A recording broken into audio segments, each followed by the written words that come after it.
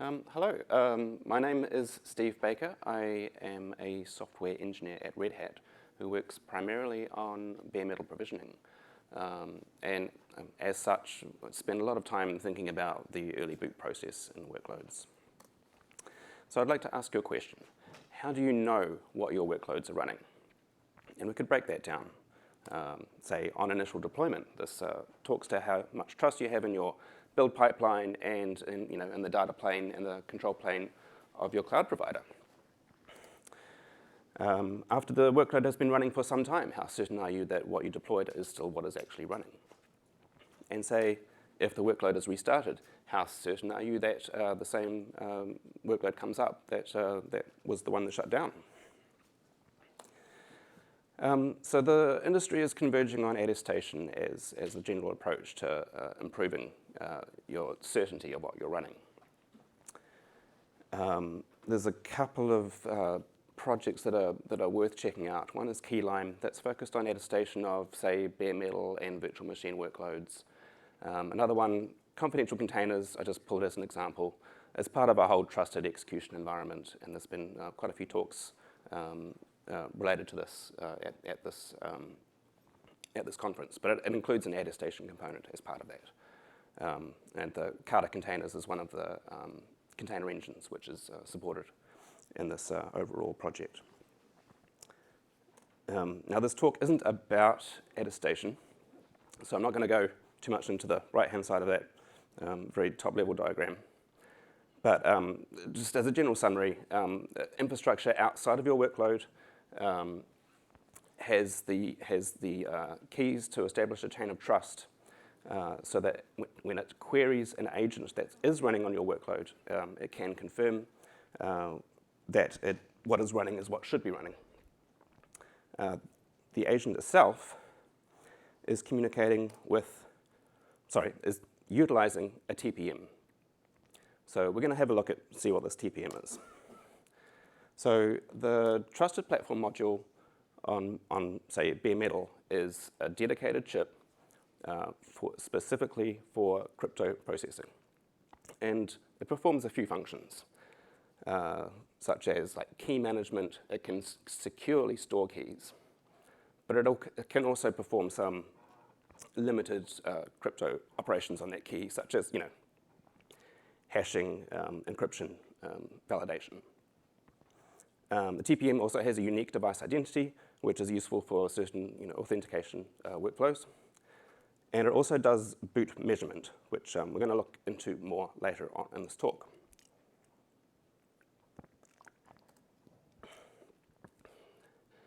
So I'm going to go up to the virtual machine layer for a moment.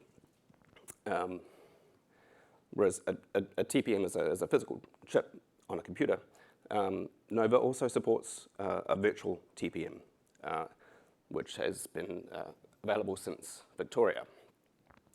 Now, this is not like a hardware pass-through type situation. This is a pure software implementation of a TPM. So granted, it's not going to be as secure as a real TPM, but I still believe it's useful for certain workloads. It's available in KVM and QEMU. The software implementation stores its state encrypted at rest on the host, and the secret for that encryption is generally stored in a key manager like Barbican. So which brings us to the actual content of the talk, UEFI Secure Boot. So we had that diagram with the agent talking to the TPM. A lot happens in the boot process before the agent actually gets to run. So how can it trust the TPM that has not been tampered with? And that's where UEFI Secure Boot comes in. So here's a vastly simplified boot sequence, typical boot sequence. For a start, got the UEFI firmware boot, which has a few phases of its own. Then we'll have a bootloader, like grub, which will eventually execute the kernel. And if any one of these have been compromised, then the agent can't necessarily trust the TPM device that it gets. So Secure Boot protects this by ensuring that every binary that gets executed during the boot process is actually signed. And depending on the phase, it will depend who has signed it. The UEFI firmware will be signed by the hardware vendor, and once the bootloader and kernel go, that'll be signed by a software vendor. So at the very start of the first phase of UEFI boot, verification will begin. And UEFI boot does two functions. It verifies content before it executes, and it also measures the content into the TPM for later attestation. As the boot process proceeds, the measurement continues such that the existing value in the PCR register is taken, combined with the hash of the thing that's about to execute, and then that value is added back. So the attestation can combine that final value with a log that's available from the firmware to verify that each binary was in fact signed and correct. So this is fine if the hardware is distributed with every possible software vendor key, but that's not the case. And the only key that you can really depend on being distributed with the hardware is Microsoft's. So that's a bit of a problem for us in the Linux world.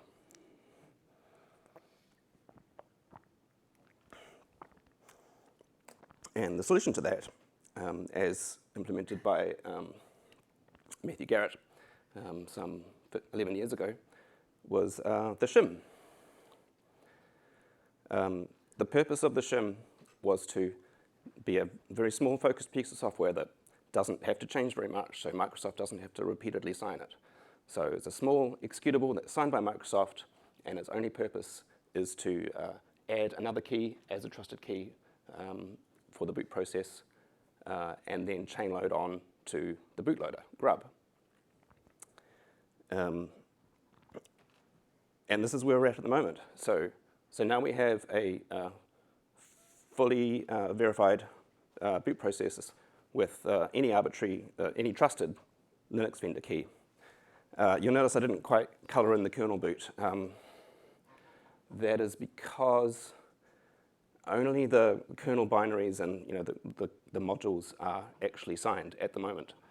So there's still quite a lot in the inner MFS of a kernel boot that is not signed, and also kernel arguments could cause some mischief. There is an effort to create a new kernel format. I think they're calling it the unified kernel, where there'll be a single file that has the kernel and the entire contents of the inner MFS, and this whole unit can be signed. And at that point, we can color in the rest of that box. So just staying at the virtual layer, Nova also has support for Secure Boot. If you use the EDK2 firmware, then it has a virtual firmware Secure Boot support. I haven't been able to get a certain answer about interaction between Nova Secure Boot and Nova TPM. However, I have seen an example of standalone libvirt where they combined software TPM with the Secure Boot firmware, and the boot process does, in fact, measure into that TPM. So until someone tells me it doesn't work, I'm going to assume it does work at the Nova layer as well. So again, it's supported by KVM and QEMU, and also on Hyper-V. If you want to enable Secure Boot on your virtual workload, there's just two properties you need to set on your glance images. But it takes more than just enabling it to be able to boot into a UEFI image and to enable Secure Boot. There's some criteria for the actual images that you're deploying as well. Broadly speaking, the image must be a whole disk image. There needs to be a VFAT partition for the boot EFI mount point. And that partition needs to be populated with the signed shim the signed grub, and sometimes grub config, depending on your distro. So we have a image building tool in OpenStack called Disk Image Builder, and it has some really good support for defining arbitrary block layouts on the images that you're building. So I'm just going to use that format to demonstrate a partition layout that will work for both UEFI boot and for legacy BIOS boot. The first partition there is the ESP partition for the EFI assets, so that's the secure boot. And then we've got a BSP partition, which is unformatted. Its purpose is to store the overflow binary content of grub in the legacy BIOS scenario. And then we've got a boot partition, which has the legacy BIOS grub, kernels, so it can be used by both boot formats. And finally, there's the partition layout of your choice for the rest of your image, which in this case I'm just having a single root partition. So I just want to make some general observations about secure boot in the current situation. The purpose of this talk is to encourage you to start embracing it now, because I believe it's ready. This is foundational stuff for confidential computing. You can't do attestation without secure boot. You can't do confidential computing without attestation. But you don't have to be moving towards confidential computing to benefit from both of those. So it's a general encouragement to move forward. So these are observations about difficulties of doing that and things that have changed recently. So Nova ships with, by default, it will boot to legacy BIOS boot by default. I think it's going to be hard to ever change that upstream because there's a danger that existing workloads will stop working after a major upgrade. But it's as far as individual cloud bases goes, it's entirely up to operators that they could, with the knowledge of the actual workloads that they're running, they could, change their default. So it's UEFI by default. Until recently, base cloud images didn't have good UEFI support. We're going to look at a table soon about the current status of that. But even a year ago, it was quite patchy. The last time I checked, and that's going to affect people's desire just to switch it on, because it's like, well, the image I'm using doesn't actually work, and the only option would be like building your own. Finally, just as a general observation, hardware vendors are now dropping legacy BIOS boot as an option. It's UEFI only. So over time, we're going to get into a situation where virtual workloads are emulating a boot mode that doesn't actually exist anymore. And that could cause some maintenance issues in the future. So this is another encouragement to say it's time to move on. So I did a wee review of where images are at, just base cloud images, the kind of generic QKL image that you'd use on a OpenStack cloud. And I was pleasantly surprised. RHEL is good. CentOS is the only one in this list that isn't supported, but they are working on it, and I'm helping them. So I don't think it'll take that long for them to switch over. Fedora, the respins look good. OpenSUSE, recent Jammy looks good, and even Debian have their Shin signed by Microsoft, so it's quite impressive. So now we can say base images is not a barrier to switching on secure boot. I was curious to see what other clouds were doing, what public clouds were doing specifically. Amazon say they don't support secure boot in the default AMIs. So if you want that, you need to modify the AMI yourself and get that ready. Azure, as I would have expected, have excellent support because secure boot really is a Microsoft pushed initiative. They're doing a lot to try and get the entire industry to move over. They're doing things like insisting that a TPM is installed on any machine that runs Windows 11, otherwise it won't run. And I believe the Azure offering is part of a whole package that includes attestation.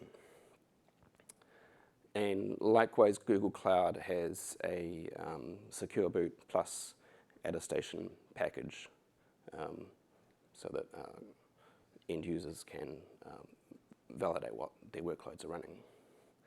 So that's two clouds that are offering attestation services as part of their cloud, at least.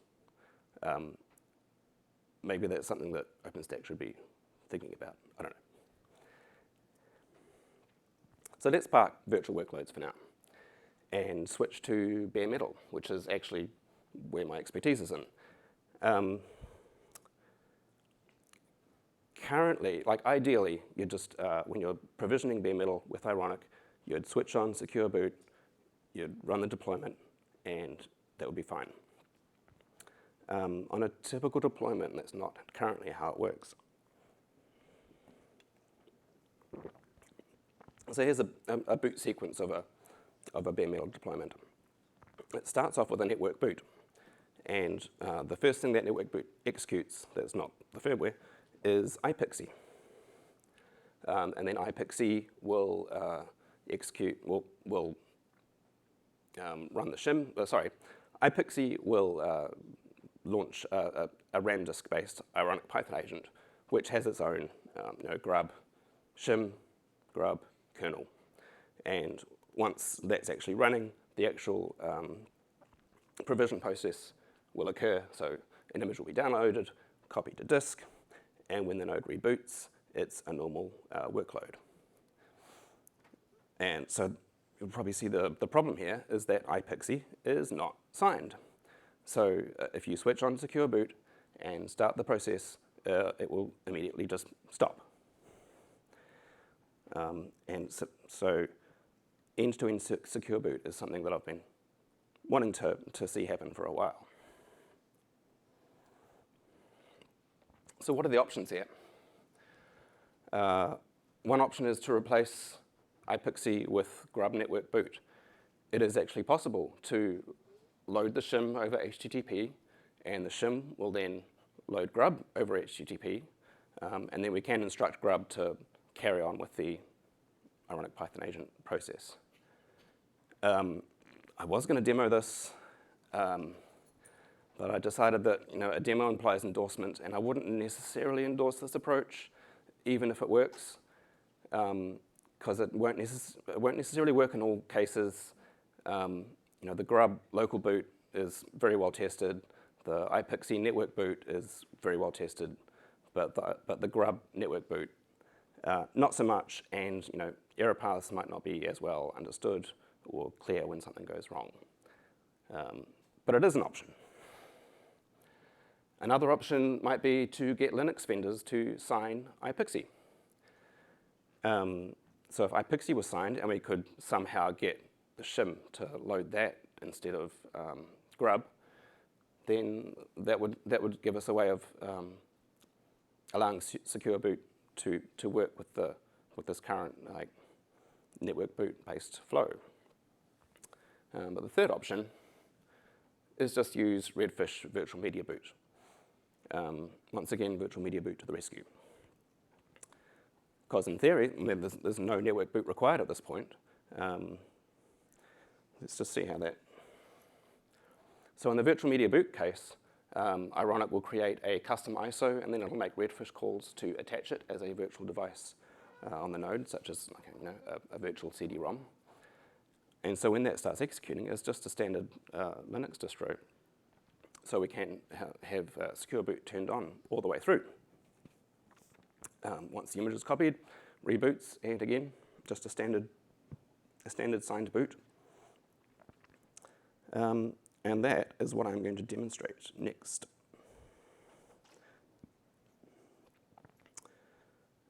So before I start this, I'll just say This is running on an Ironic that's running on OpenShift. So it's our new Kubernetes-based podified Ironic. In this case, it's running in a standalone mode, so it's not integrated with a full OpenStack. So I'm just going to create a node, and then once that runs, we'll just have a quick look at what it's creating. So here we go, create the node. The one notable thing here is that we've switched the boot interface to Redfish Virtual Media. Also, we're changing the boot mode to UEFI and turning on Secure Boot. And then finally, we're making the node ready to actually deploy, which we are going to do immediately with my own custom CentOS image. Because I built the image, it does support Secure Boot. We're making a direct call to Redfish just to demonstrate that currently Secure Boot is switched off. We're doing some speed up here. If you look at the clock, otherwise it would be spending like many, many minutes just watching Dell BIOS boots. You can see there an action happened. The BMC instructed the firmware to switch on Secure Boot. And then it's once that happens, it restarts, shows a display saying, hey, Secure Boot has changed, are you sure? And finally, we're about to boot the Ironic Python agent ISO.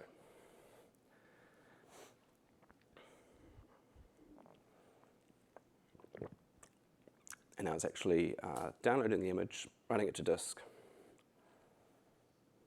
So we're 9 minutes in.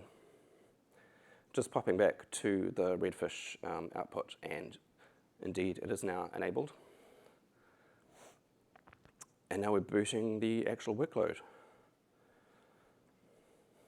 So once that finishes, we'll log in.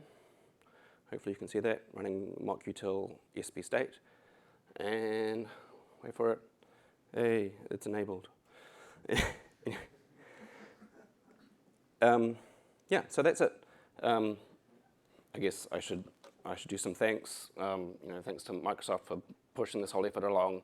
Thanks to Matthew Garrett for writing the shim, but also I didn't show the core OS as one of the base images because they were the first. He got them to do it right, and that gave the rest of us a model to duplicate in all the other Linux vendor images. So he's very much been driving this on the Linux side as well. So yeah, that's all I have. If anyone has any questions, I am encouraging you to come forward and use the microphone.